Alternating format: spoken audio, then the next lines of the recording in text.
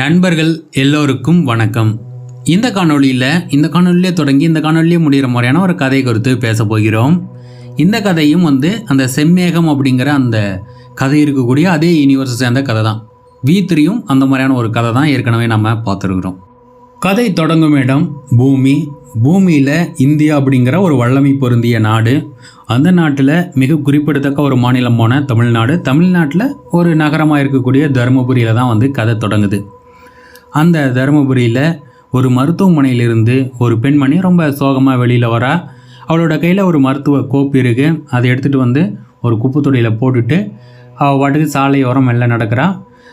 இந்த இடத்துல இந்த நகரம் ரொம்ப வளர்ச்சி அடைஞ்சிருக்கு. அந்த தருமபுரி அப்படிங்கிற நகரம் ரொம்ப உயர்தாக வாகனங்கள்லாம் இருக்குது. மனிதர்கள் ரொம்ப வளர்ச்சி அடைஞ்சிட்டாங்க அப்படிங்கிறது தெரிகிறது. இவன் நடந்து போகிறா. போய் ஒரு அடுக்குமாடி குடியிருப்பு வரா. அந்த அடுக்குமாடி குடியிருப்பில் தனக்கான அறைக்கு சேருகிறாள் அந்த பெண்மணி. அந்த பெண்மணியுடைய முகத்தில் சோகம் குறையவே இல்லை.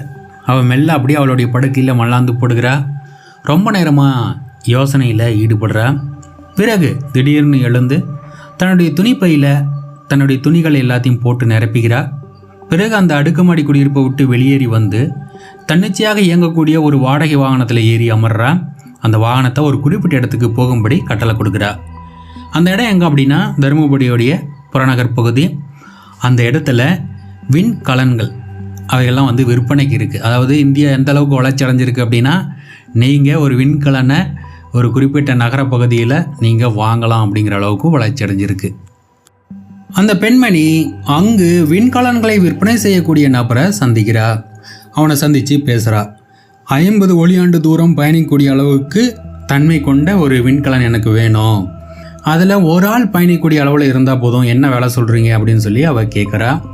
அதற்கு அந்த உரிமையாளன் இந்த மாதிரி வேலை, இந்த மாதிரி இது செயல்படும் அப்படிங்கிறதெல்லாம் விளக்கமாக கொடுக்குறான். 50 ஒளியாண்டுகள் தூரம் பயணிக்கிற மாதிரி நீ ஒரு விண்கலனை கேட்டிங்கன்னா அது போகிறதுக்கு மட்டும்தான் ஆகும். திரும்பி வரணும்னா இன்னும் 50 ஒளியாண்டு தூரம் பயணிக்கக்கூடிய அளவில் தன்மையில் வாங்கினா தான் அது ஆகும் அப்படின்னு அவன் விளக்கம் கொடுக்குறான். இல்லை, எனக்கு போகிறதுக்கு மட்டும் இருந்தால் போதும் அப்படிங்கிற மாதிரி அவள் கேட்குறா. ஸோ அதன் அடிப்படையில் ஒரு விண்கலனை அவன் விற்பனை செய்கிறான். அந்த விண்கலனை விலை கொடுத்து வாங்குகிறா அந்த பெண்மணி. தொடர்ந்து அந்த பெண்மணி முறையான பாதுகாப்பு உடையுடன் அந்த விண்கலனில் ஏறி அமருகிறாள். அது இதெல்லாம் வச்சு பார்க்கும்போது அந்த பெண்மணிக்கு இந்த விஷயங்கள் எல்லாம் தெளிவாக தெரிஞ்சிருக்கு அப்படிங்கிறத புரிந்து கொள்ள முடிகிறது. அந்த விண்கலனை ஏறி அமர்ந்த பிற்பாடு அவள் அந்த விண்கலனை விண்வெளியை நோக்கி செலுத்துகிறாள். பூமியை விட்டு வெளியேறி அவள் ஒரு குறிப்பிட்ட திசையில் அவள் ஒரு திட்டம் வச்சுருக்கா. அவள் ஏற்கனவே திட்டமிட்டு இந்த இடத்துக்கு போகணும் அப்படின்னு முடிவு பண்ணி தான் 50 ஒளியாண்டு தூரத்துக்கு ஒரு விண்கலனை வாங்கியிருக்கா. ஸோ அதன் அடிப்படையில் அந்த திசையில் அவள் தன்னுடைய விண்கலனை செலுத்துகிறா. விண்வெளி ஊடாக தன்னந்தனியாக அவள் தன்னுடைய விண்கலனை செலுத்துகிறாள். அவள் மனிதர்கள் பெருசாக போகாத திசையில் தன்னுடைய விண்கலனை செலுத்துகிறா அப்படிங்கிறத உணர்ந்த முடியுது. அவள் ஒரு புது வகையான அனுபவத்தை பெறுவதற்கான ஒரு பாதையில் போயிட்டுருக்கா. அவள் இதுவரை பார்க்காத விஷயங்களை அந்த விண்வெளி ஊடாக பார்த்துக்கிட்டு பயணிக்கிறா. 47 ஒளியாண்டு தூரத்தை கடந்த பிற்பாடு மிகப்பெரிய ஒரு காற்றுக்கோளம், ஸோ அதுக்கு ஒரு நிலா இருக்குது. ஸோ அந்த நிலாவில் உயிர் வாழ்க்கைக்கான சாத்தியக்கூறுகள் இருக்குது. ஆனால் எந்த உயிரினமும் அங்கே இருக்கிறதுக்கான அடையாளம் கிடையாது. உயிரினங்களுக்கான எந்த தடையும் இல்லை. ஆனால் அங்கே தண்ணீர் இருக்குது, காற்று சுவாசிக்கக்கூடிய தன்மையில் இருக்குது அப்படின்னு உணர்ந்து அந்த நிலவில் போய் தரையிறங்குறா இந்த பெண்மணி. அதாவது அவள் ஏற்கனவே திட்டம் போட்டுட்டா, இந்த இடத்துக்கு தான் நம்ம வரணும் அப்படின்னு. ஸோ அதன் அடிப்படையில் அவள் அங்கே வந்திருக்கா. கரடுமுரடான தேகத்தை கொண்டு அந்த நிலவில் இறங்கி அவள் அப்படியே நிற்கிறா. மெல்ல தன்னுடைய தலைக்கவசத்தை கழற்றி தன்னுடைய கையில் பிடிச்சிக்கிட்டு அப்படியே சுவாசிக்கிறா. அந்த காற்று சுவாசிக்கக்கூடிய தன்மையில் இருக்குது. அவள் அப்படியே அந்த இடங்களில் சுற்றி பார்க்கும்போது ஒரு குறிப்பிட்ட இடத்துல ஒரு சின்ன குளம் போல் ஒன்று இருக்குது. அந்த குளத்தில் தண்ணி இருக்குது. ஆனால் அந்த தண்ணியோடைய வண்ணம் கருப்பு வண்ணத்தில் இருக்குது. அந்த கருப்பு வண்ண குளத்தை அப்படியே சுற்றி பார்க்குறா அந்த பெண்மணி. அந்த கருப்பு வண்ணம் என்பது அவளுடைய வாழ்வோடு அதிகம் தொடர்புடைய ஒரு விஷயம்.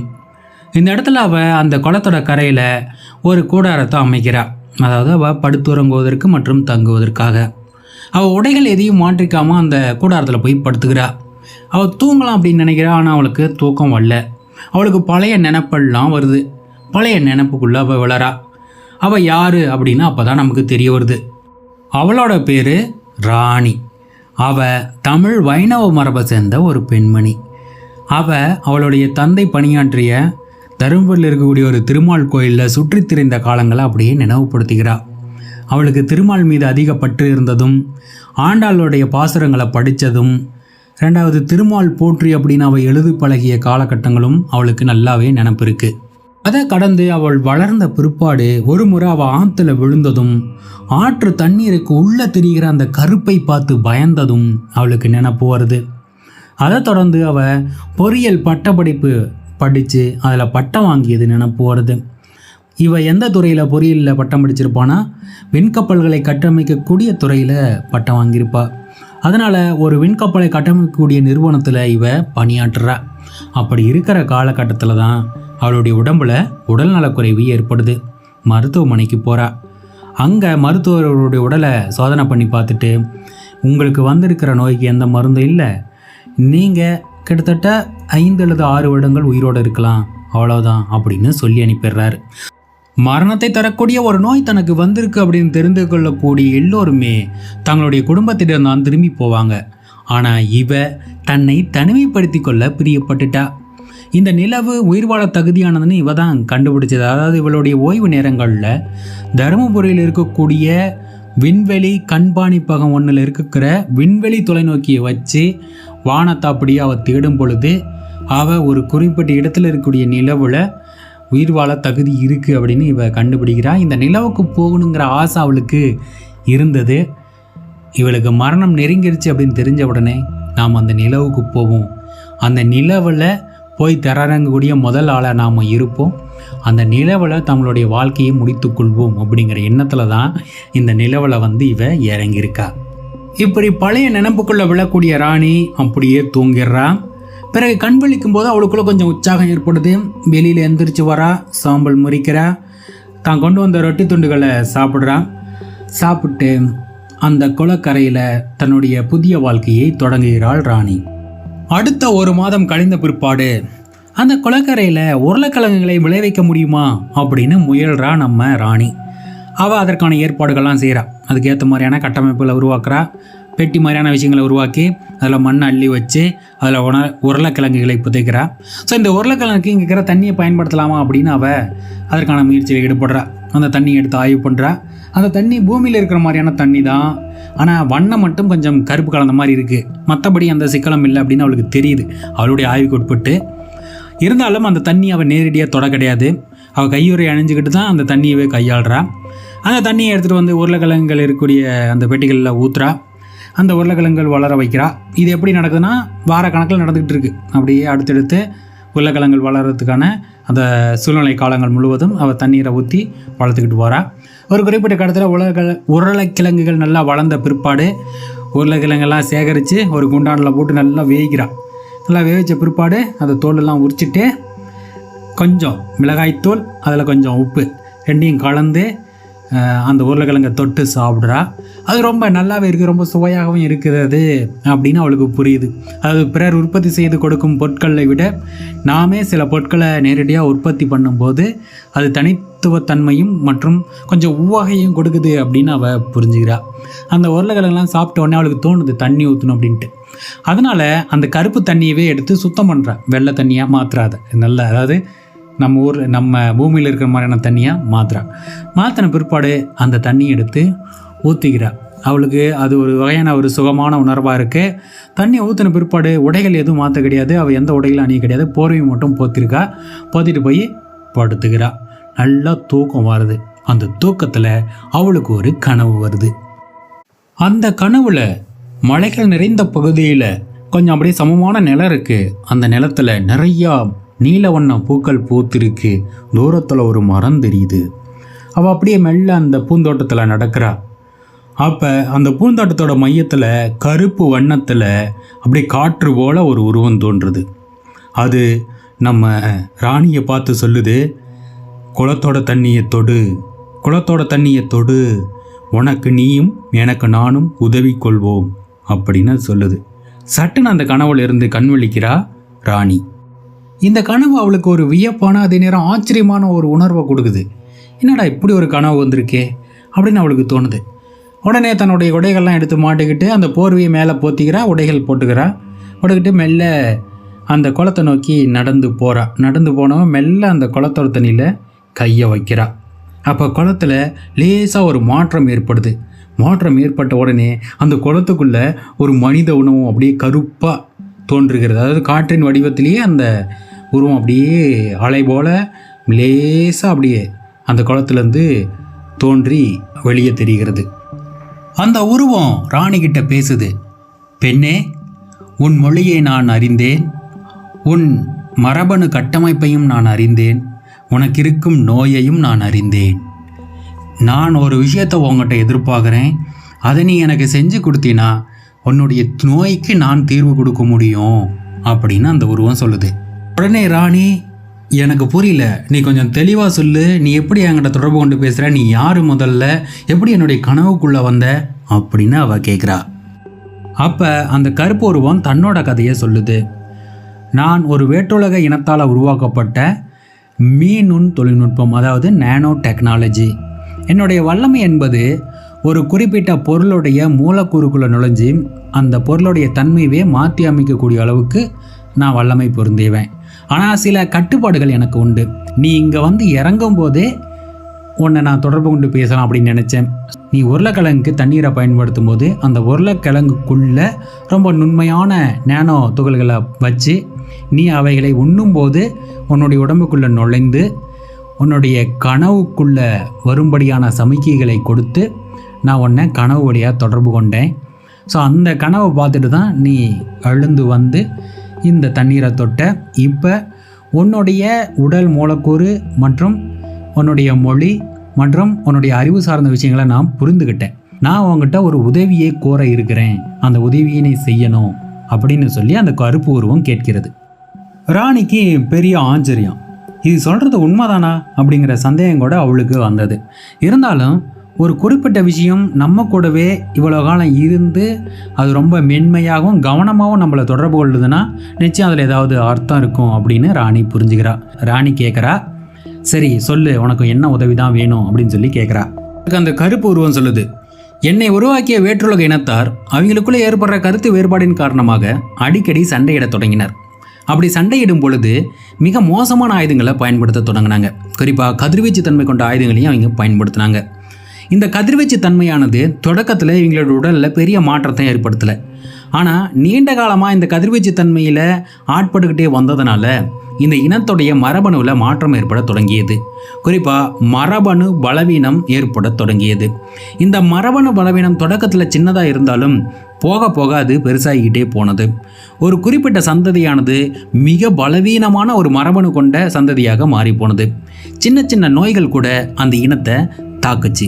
அந்த நோய்களுக்கான மாற்று மருந்தை இவங்களால் எளிமையாக கண்டுபிடிக்க முடிஞ்சது. ஆனால் அந்த மாற்று மருந்துகள் நின்று வேலை செய்யக்கூடிய உடம்பு இவங்ககிட்ட இல்லை. ஏன்னா அந்த அளவுக்கு மரபணு பலவீனப்பட்டு போயிடுச்சு. இந்த நிலையில தான் என்னை உருவாக்கின அந்த வேற்றுலக இனமானது ஒரு புதிய திட்டத்திற்கு வந்தது. அது என்ன திட்டம் அப்படின்னா, தங்களுடைய மரபணு மாதிரியை ஒத்த வேறு ஒரு வேற்றுலக இனத்தை கண்டுபிடிச்சிட்டா அந்த இனத்துடைய மரபணு மாதிரியை பயன்படுத்தி தங்களை புதுப்பித்துக்க முடியும் அப்படிங்கிறத கண்டுபிடிக்கிறாங்க. ஸோ அப்படிப்பட்ட ஒரு வேற்றுலக இனத்தை கண்டுபிடிக்க தான் நேனோ தொழில்நுட்பமான என்னை செயற்கை நுண்ணறிவுடன் இணைச்சு அனுப்புனாங்க. நான் அண்டத்துடைய பல்வேறு பகுதிகளில் இவங்க தேடுற அந்த மரபணு மாதிரிக்கு ஒத்த மாதிரியான இனத்தை தேட ஆரம்பித்தேன். என்னால் சரியான மரபணு மாதிரி கொண்ட எந்த இனத்தையும் கண்டுபிடிக்கவே முடியல. நான் ரொம்ப நாளாக தேடிக்கிட்டு இருந்தேன். இதுக்கு மத்தியிலேயே என்னை அனுப்பிய அந்த இனம் ஒட்டுமொத்தமாக நிர்மூலமாயிடுது. ஆனால் இறுதியாக அந்த இனமானது எனக்கு ஒரு விஷயத்தை விட்டுட்டு போச்சு. அது என்னன்னா, ஒரு பெண் குழந்தை. அந்த பெண் குழந்தைய ஒரே தூக்க நிலையில் வச்சு விட்டுட்டு போயிருக்கிறாங்க. அந்த ஒரு பெண் குழந்தைக்காவது என்னால் சரியான மரபணு மாதிரியை கண்டுபிடிச்சு அவளை காப்பாற்றிட முடியாதா அப்படிங்கிற நம்பிக்கையில் விட்டுட்டு போயிருக்கிறாங்க. இந்த நிலையில் நான் தொடர்ச்சியான பயணத்தில் இருந்ததுனால எனக்குள்ள ஆற்றல் குறைபாடுகள் ஏற்பட தொடங்கின. இந்த ஆற்றல் குறைபாடுகளை சரி பண்ணிக்கிறதுக்காக எங்கேயாவது ஒரு இடத்துல நான் தரையிறங்கி ஆக வேண்டும் அப்படிங்கிற சூழல் ஏற்பட்டது. பால்வெளி அண்டம் அப்படின்னு நீங்கள் அழைக்கக்கூடிய இந்த அண்டத்தில் இந்த நிலவில் எனக்கு சாத்தியமான விஷயங்கள் கிடைக்கும் அப்படின்னு நினச்சி தரையிறங்கினேன். இந்த நிலவுடைய கனிமங்களை பயன்படுத்தி என்னை சரி செஞ்சுக்க தொடங்கினேன்.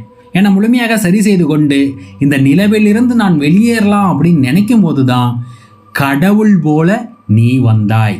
உன்னை கவனிக்க ஆரம்பித்தேன். இப்போ உன்னுடைய மரபணுவையும் நான் அறிவேன். உன்னுடைய மரபணுவானது நான் தேடிக்கொண்டிருக்கக்கூடிய மரபணுவோடு ஒத்துப்போகிறது. ஒன்னால் அந்த இனத்தில் எஞ்சின் இருக்கக்கூடிய அந்த பெண் குழந்தைக்கு உதவ முடியும். நீ அந்த பெண் குழந்தைக்கு உதவினால் உனக்கு வந்திருக்கு இல்லையா நோய், அந்த நோயை சரி பண்ண நான் உதவுகிறேன். நீங்கள் 2 பேரும் சேர்ந்து மனிதர்களோட இணைஞ்சு வாழலாம். என்ன சொல்கிற அப்படின்னு அந்த கருப்பு உருவம் கேட்கிறது. வாழ்க்கையை தொலைச்ச ஒருத்தங்கிட்ட வந்து உன்னோட வாழ்க்கையை முழுசாக நான் திருப்பி தரேன், நீ எனக்காக இந்த காரியத்தை பண்ணு அப்படின்னு சொன்னால் அவன் நரகத்தோடைய வாயிலுக்கும் போக தயாராக இருப்பான். ஸோ அப்படிப்பட்ட ஒரு சூழ்நிலையில் தான் ராணி இருக்கா. அவள் உடனே அந்த செயற்கை நுண்ணறிவு பொருந்திய நேனோ தொழில்நுட்பத்திடம் ஒத்துக்கிறா. சரி, நீ எனக்கு உதவுறேன்னா நான் உனக்கு உதவுறேன், அந்த பெண் குழந்தையை மீட்டுட்டு வருவோம், நாங்கள் 2 பேருமே பூமியில் போய் மனிதர்களோட மனிதராக வாழ தொடங்குறோம் அப்படின்னு அவள் சொல்கிறா. உடனே அந்த நேனோ தொழில்நுட்பம் அந்த இடத்துல ஒரு விண்கப்பலை உருவாக்குது. ரொம்ப தங்க வண்ணத்தில் ரொம்ப வித்தியாசமான ஒரு விண்கப்பலை உருவாக்குது. அந்த விண்கப்பலில் நம்ம ராணி போய் ஏறி அமர்ந்த உடனே அவருடைய உடையே வந்து தங்கமாக மாறிடுது. சாட்டுன்னு அந்த விண்கப்பலானது அந்த நிலவிலிருந்து ரொம்ப வேகமாக பறந்து விண்ணகத்தில் நுழைஞ்சு பயணிக்க ஆரம்பிக்குது. ரொம்ப வேகமாக பயணிக்குது. அதாவது மனிதர்கள் கனவிலும் நினைக்காத வேகத்தில் அது பயணிக்குது. இந்த விண்கலமானது கிட்டத்தட்ட 6 மாத காலம் பயணம் செய்த பிற்பாடு ஒரு தூரமான கேலக்சியில், அதாவது ஒரு உடுதிரலில் ஒரு கோலத்தில் வந்து தரையிறங்குது. அது தண்ணீர் நிறைஞ்ச கோலமாக தெரியுது. அதில் ஒரு சின்ன நிலம் இருக்குது, அதில் தரையிறங்குது. அந்த நிலத்துக்கு இறங்கி வரா நம்ம ராணி. அவளுடைய உடையே தங்க வண்ணத்தில் இருக்குது. அவள் அப்படியே இறங்கி வரும்போது அங்கே ஒரு படிக்கட்டுலாம் இருக்குது நிலவரை போகிறதுக்கு. அந்த படிக்கட்டு வழியாக ராணி இறங்குறா. உள்ளுக்குள்ளே போய் பார்த்தா ஒரு உரை தூக்குநிலை பெட்டி, அது வேற்றுலக உரை தூக்குநிலை பெட்டி இருக்குது. அதில் ஒரு பெண் குழந்தை இருக்குது, வேற்றுலக பெண். அவளை அந்த பெட்டியிலேருந்து வெளியெடுக்கிறா நம்ம ராணி. இந்த ராணி அந்த பெண் குழந்தையிடம் ரொம்பவுமே அன்பாக நடந்துக்கிறா. அந்த குழந்தைய அப்படியே தூக்கிக்கிட்டு விண்கப்பலுக்கு வருகிறாள். இருவரும் தனித்தனி இருக்கையில் அமர்றாங்க. அப்போ அந்த விண்கப்பலில் இருக்கக்கூடிய செயற்கை நுண்ணறிவுடன் இணைக்கப்பட்ட அந்த நேனோ தொழில்நுட்பமானது ராணிக்கு முதல்ல மாற்று மருந்தை தயாரிக்குது. அவளுடைய உடம்புல இருக்கக்கூடிய நோய்க்கு அதற்கான மாற்று மருந்தை தயாரித்து அவளுடைய உடம்புல செலுத்துது. இனி அவளுக்கு எந்த நோயும் கிடையாது. அவளுடைய மனித வாழ்க்கையை முழுதாக வாழலாம். அதை தொடர்ந்து மனித மரபணுவுக்கு அந்த பெண் குழந்தையை மாற்றணும். அதன்படி அதற்கான மாற்று மருந்தை தயாரித்து மனித மரபணுவுக்கு மாற்றுவதற்கான ஊசியை அந்த குழந்தைக்கு போடுது அந்த விண்கப்பல். அதன்படி அந்த வேற்றுலக பெண் குழந்தை மனித பெண் குழந்தையாக மாறிடுது. இந்த விஷயம் எல்லாமே வந்து ஒரு அதிசயம் போல தான் ராணிக்கு தெரியுது. எல்லாமே நடந்து முடியுது. அவள் மகிழ்ச்சி அடைகிறா. அதை தொடர்ந்து பூமிக்கு போவதற்கான அந்த பாதையை காட்டி கொடுக்குறா நம்ம ராணி. அதன்படி பூமியை நோக்கி அந்த விண்கப்பல் பறக்க தொடங்குது. கிட்டத்தட்ட 8 மாதங்கள் பயணம் செய்து அந்த விண்கப்பலானது பல விஷயங்களை கடந்து நிறைய விஷயங்களை தாண்டி பூமிக்கு வந்து சேருகிறது. பூமியில் தமிழ்நாட்டில் தருமபுரியில் ஒரு குறிப்பிட்ட இடத்துல, அதாவது மலை போங்கான பகுதியில் தரையிறங்குது அந்த வெண்கலம். அதிலிருந்து ராணியும் அந்த பெண் குழந்தையும் இறங்கி வராங்க. இந்த இடத்துல அந்த விண்கலத்துக்கான வேலை முடிஞ்சு போயிடுது. அது நேனோ தொழில்நுட்பத்தால் ஆனது. அது அப்படியே கரைஞ்சி மண்ணோட அப்படியே உள்ளுக்குள்ளே போயிடுது. அதாவது அது அங்கே தான் இருக்குது. ஒருவேளை ஏதாவது தேவை இருந்தால் ராணியோ அந்த பெண் குழந்தையோ அங்கே வந்து அந்த தொழில்நுட்பத்தை அழைச்சாங்க அப்படின்னா அது மேலே திரும்ப வரும். ஆனால் தேவையில்லாத போது அப்படியே அந்த மலைப்பகுதியில் அது மறைந்து இருக்கு. ராணியும் அந்த பெண் குழந்தையும் அப்படியே நடந்து தருமபுரியோடைய நகர பகுதியில் அப்படியே நுழையும் போது அங்கே வீதிக்கு மேலே காணொளி விளம்பர பலகை ஒன்று பெருசாக இருக்குது. அதில் ஒரு செய்தி போகுது. செம்மேகம் அப்படிங்கிற கோலமானது இந்தியாவுடைய கட்டுப்பாட்டை விட்டு விலகி முழுமையான சுதந்திர குடியரசாக தன்னை அறிவித்து கொண்டது. இது பூமியில் அரசியல் சார்ந்த பல விளைவுகளை ஏற்படுத்தும் போல தெரிகிறது அப்படின்னு அந்த செய்தியில் குறிப்பிட்டிருக்கு. அந்த செய்தியை பார்த்துக்கிட்டே நகரத்துக்குள்ளே நுழையிறாங்க நம்ம ராணியும் அந்த சிறுமியும். 2 பேரும் மிக சந்தோஷமான வாழ்க்கையை வாழ்ந்திருப்பாங்க அப்படின்னு நாம் நம்புவோமாக.